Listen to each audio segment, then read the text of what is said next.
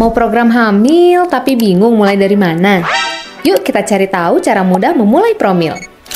Dok, apa langkah pertama yang harus dilakukan untuk memulai program hamil? Oke, jadi buat para pasangan yang mau program hamil, biasanya pertama kali harus datang ke dokter, konsultasi, dan melakukan USG transvaginal pada saat haid hari kedua atau ketiga. Kemudian biasanya dokter juga akan meminta untuk melakukan pemeriksaan HSG atau hysterosalpingografi untuk melihat bagaimana keadaan tubannya, apakah ada tersumbat atau tidak. Dan untuk suami biasanya diminta untuk melakukan analisa sperma. Lalu bagaimana cara mengetahui waktu ovulasi yang tepat untuk meningkatkan peluang kehamilan? Oke, jadi untuk mengetahui kapan sih kita ovulasi, biasanya yang paling sederhana adalah menggunakan sistem kalender. Biasanya dilihat dulu lama siklusnya berapa hari, siklus haidnya, nanti biasanya kurang lebih di tengah-tengah siklus, itu perkiraan masa ovulasi.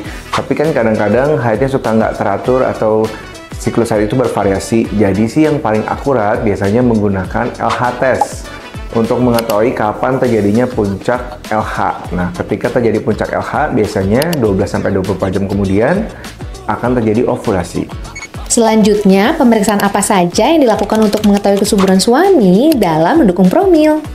Tadi, biasanya sih kalau untuk suami paling sederhana hanya melakukan pemeriksaan analisa sperma dan kadang-kadang juga melakukan DNA fragmentasi indeks. Jadi untuk melihat indeks kerusakan DNA sperma. Dan itu dikerjakannya biasanya bersamaan dengan satu sampel yang sama.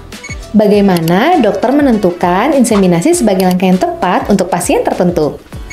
Oke, jadi biasanya pasien-pasien atau pasangan-pasangan yang merupakan indikasi untuk melakukan inseminasi, biasanya pada kasus-kasus misalnya unexplained infertility, terus PCOS, mungkin endometriosis, atau juga dengan masalah sperma yang jumlahnya